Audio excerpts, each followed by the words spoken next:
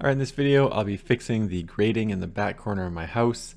I did buy a dump wagon instead of a wheelbarrow for this, and I have what you might call a reverse grade. That is, it slopes down into the house, and that is not what you want, because that will allow surface water to potentially flow back towards your house, which is obviously not the ideal situation. You can see right there I'll drop a 6-foot level on the ground, and indeed it does slope backwards towards the house.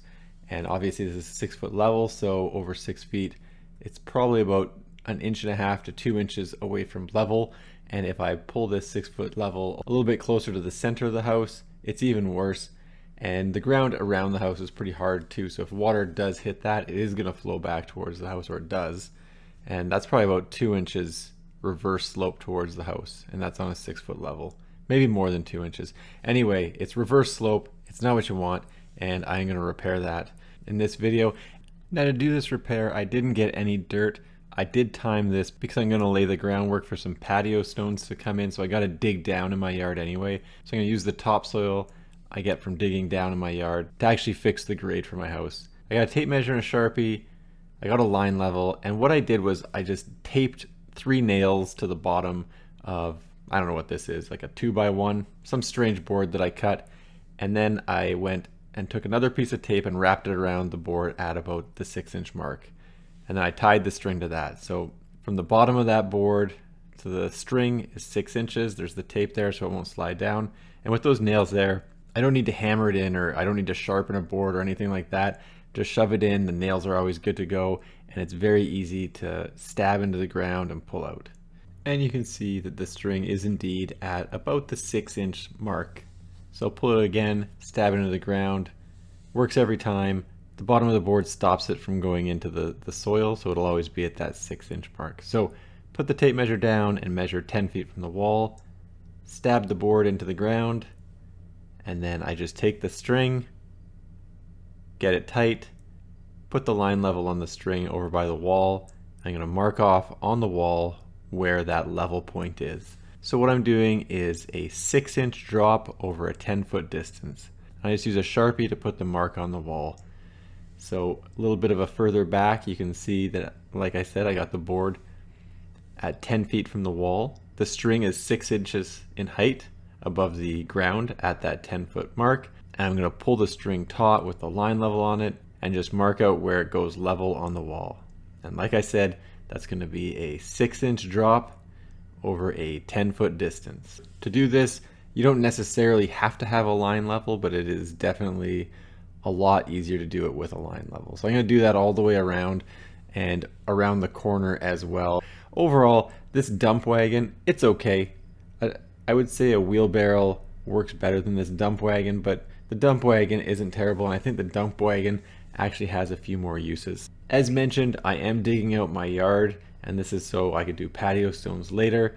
And I would say I put about six dump loads in here, and overall I probably do about 15 loads with that dump wagon. So quite a bit of dirt had to go in this hole, and I'm just using a rake once I get a few dump loads in there and just start raking it around and smoothing it off. So obviously I'm aiming for those red marks that I put on the wall, and then taper it all the way back to nearly that 10-foot mark.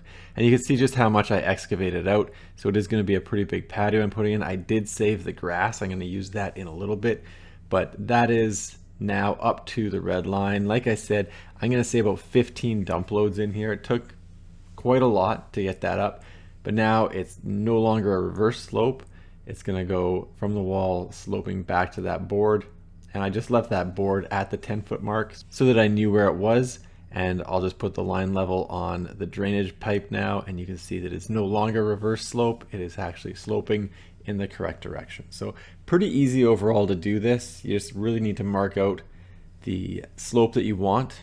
And like I said, 6 inches over a 10-foot distance. And now I'm going to raise it up a little bit more, so that grass sod that I cut out from my yard, I'm just going to move it over and I'm going to put it on top of this. We're going to see if it grows. I don't know, maybe it will, maybe it won't. Hopefully it'll take. It would be beneficial if you just had rolls of sod. It would probably be a lot easier, and it'd look a lot less patched up than the way I'm doing it. But I think that this grass will actually take. Anyway, we'll see. And once that's down, I'm actually going to take a little bit more dirt because obviously that grass is about 1.5 inches higher. So I do need a little bit more dirt to balance this out a little bit. I did take all that grass and I wrapped it all the way around my house. So I've got about 2 feet of sod put back in there. And like I said, I did add a bit more dirt just so I could taper the transition of the sod that I put against the house and taper it back towards the pole at the 10-foot mark, just so that it's a nice smooth transition. It's not all choppy, and just make sure that the transition is nice and smooth and there's no divots, there's no choppiness to it. So it does take a little bit of time with the rake, but again, it's very easy to do. You just gotta take your time doing it. By putting the sod in the back, it'll ensure that there's grass there. I think that the grass will actually grow where there's only a couple of centimeters of soil, but where there's 3, 4, or 5 inches of soil, it probably won't grow through that. I don't think so.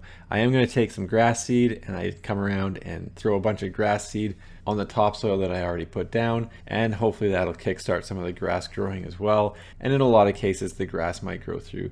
Now I think I'm going to have to purchase some soil eventually, and we'll see how this grass takes, but I will probably have to come back over this with some more topsoil later just to help fill in any divots or patchiness. Now I take a hose and I spray it down with water. Obviously that'll help the grass seed get going, and just like when you put down rolls of sod, I am going to have to water that grass that's up against the wall frequently for the next few days to try to encourage it to grow and take root in this new location.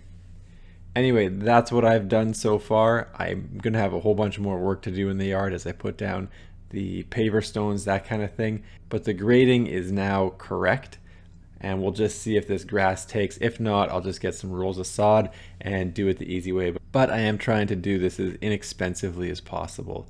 Overall, pretty easy to do. Obviously, you're going to need some dirt and you're going to need to move it into place, but that's about it. It is important to keep surface water away from your house, so maintaining proper grading around your house is very important, and hopefully it'll keep your basement dry. Anyway, thanks for checking out my video. Don't forget to like and subscribe.